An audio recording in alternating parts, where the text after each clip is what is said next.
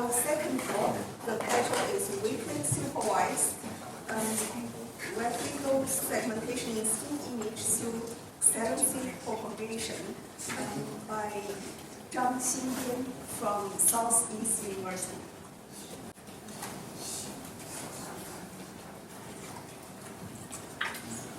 Good morning, everyone.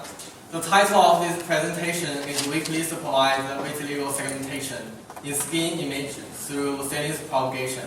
And I'm Zhang Xingbian. This work was done during my undergraduate study at Southeast University. And now I'm a first-year master's student at the University of Michigan. And first, let's look at the title again. I will first talk about what is vitiligo and why we choose it as our subject. And then I will give a brief introduction about what is weakly supervised segmentation and saliency propagation. And then I will show how we combine these two together and apply them to vitiligo segmentation. So vitiligo is a skin disease where white patches develop due to the lack of melanocytes. It affects about 1% population in the world, and it could happen all over the body. It greatly affects the appearance. And the assessment of this disease is not mature in many aspects. And why we choose vitiligo as our subject? First reason is it has moderate difficulty to perform segmentation. And the second reason is maybe the most important one. We have lots of vitiligo patients, which means we have lots of data. And then we collect to make a data set called VIT2019. And this data set contains 1,000 vitiligo images and 1,000 non-vitiligo images. And for each vitiligo image, we made a pixel level annotations. So the third reason is we believe vitiligo images can show some common challenges when we're dealing with a general skin image, like the low contrast, vague transition tone, and specular reflection, and distractors like teeth or hair. So next question is, what is weakly supervised segmentation? This concept always come along with a fully supervised segmentation. So for fully supervised method, which means it uses dense supervision. And in the context of segmentation, it uses pixel level annotations. And for weakly supervised segmentation, we use less supervision. And there are many types of weak supervision.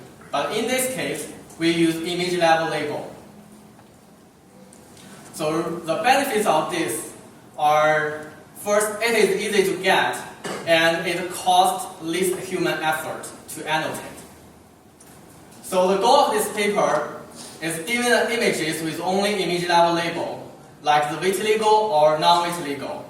We want to build a weakly supervised framework for vitiligo segmentation. And we not only want to achieve good accuracy, but also we want to make our methods be more intuitive and explainable. So the basic idea of our method is to combine the global information and local information together. So by global information, I mean the features of vitiligo itself. It's a kind of high-level abstract information. And we use deep learning method to capture it. So to be more specific, given the two bunch of images with category labels or image level labels, we train a deep convolutional neural network as a classifier. And then, at the testing stage, when we're given a tested image, we can obtain the activation map through a linear combination of the feature maps. And this method is proposed by Zhou et al. At CVPR 2016. And so, as you can see, this activation map can roughly locate the region, but it's not accurate enough. Then, our local information comes in. The local information means the feature of each input image. It's a low-level information, and we use handcrafted features in this step. The motivation to further exploit the local feature is simple. First, because we use a weakly because we use a weak supervision in the training stage, and it may lose some detailed information. So we want to find it back at the testing stage. Second, the reason why we use handcrafted feature is that we believe in this way it makes model more intuitive and explainable.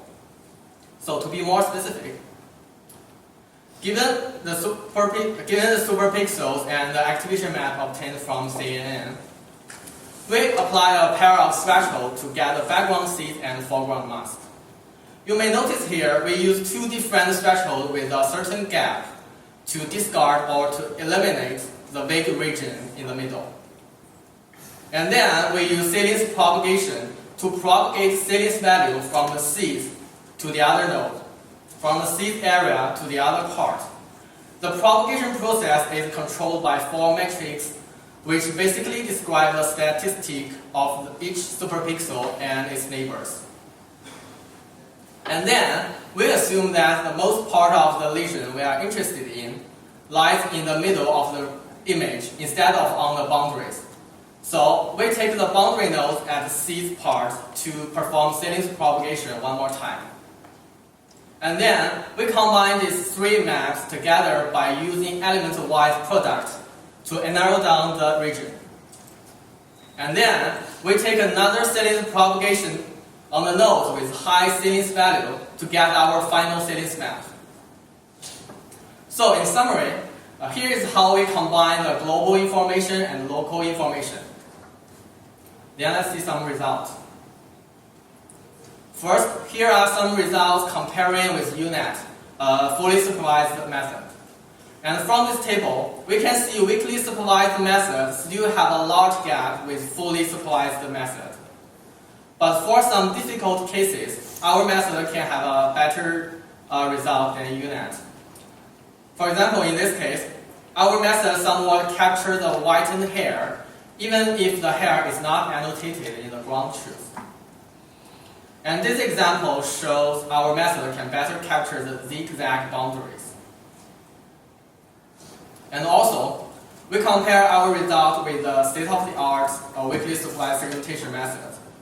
Our method shows slightly higher accuracy in terms of IOU score. And here are some failure cases. It is still very hard for us to deal with low contrast and specular reflection or rugged terrains. So in the future, we want to extend to more difficult skin diseases like melasma. And also, we want to develop a method for the pigment degree measurement and true area measurement. So in conclusion, we explain how we combine global information and local information together to perform weakly supervised segmentation for vitiligo. And we show that our framework can achieve a good result and be intuitive and explainable at the same time.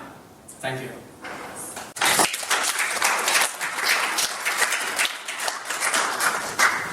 Any questions for Zhangxin? I have a question. Okay. So you collect all this vitiligo image with annotation. Where do you get it? We work with the hospital. Oh, Yeah, and the doctor provides us the original images. Oh, I see. Yeah, please. So, what is the image format? RGB image? Yeah, it's captured just using a cell phone or a normal camera. And how large each image may be? It's pretty large. Actually, before we feed it into the neural network, we down sampling it to the 256 by 256. Yeah, the original image size may be a 4K also. Okay. Yeah, please. So if I understood correctly, there's like 2 training phases in your paper, right? So one is using the labels, and one is using feature maps. Oh, actually, so the question is whether we use two stages for training stage. No, we only use one stage training. So let's say we given a bunch of images with category labels. We just need to train a CNN classifier, and through the classifier and at the testing stage, when we give an image, and we just put it through the CNN, and we can extract the weights and the feature map and do a linear combination, and we can get activation map. So you're post-processing the feature map that results from the images, right? You're processing the activation map. Yeah. Yeah. So. And that part is not trained. It's not trained. It doesn't need train. Yeah. So the only one training stage is just to train the classifier. Okay. And my second question is, how does this help explain why some images are not vitiligo and why some images are? Because I think in one of your slides you said you wanted to make it explainable. Yeah, because there are lots of methods that use a deep learning method to generate the segmentation, but it's not actually explainable because it's like a black box. And in our method, we use the Saliency propagation at the inference stage. So we can so actually Saliency propagation, this process is more explainable than just a black box. So it's like removing backgrounds and removing the borders. Yeah. You're saying that is more explainable. Yeah. So could you rephrase the question again? So what part exactly is the explainable part of the inference? Okay. So because when we encounter some images with weak transition zone, it means that the boundaries is not very clear, it's not very sharp.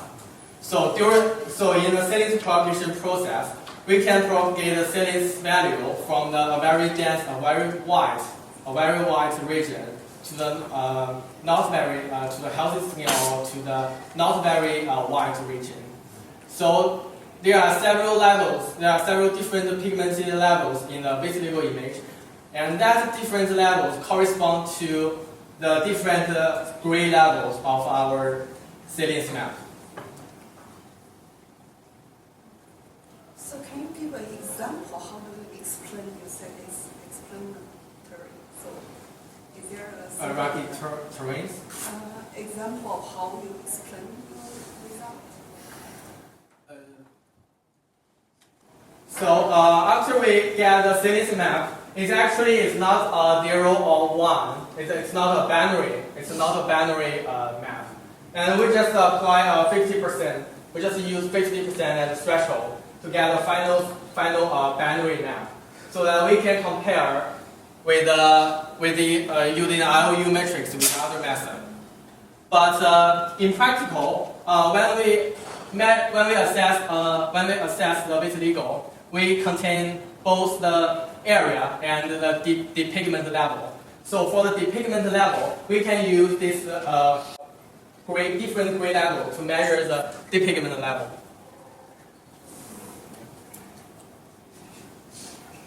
Okay. Any more questions?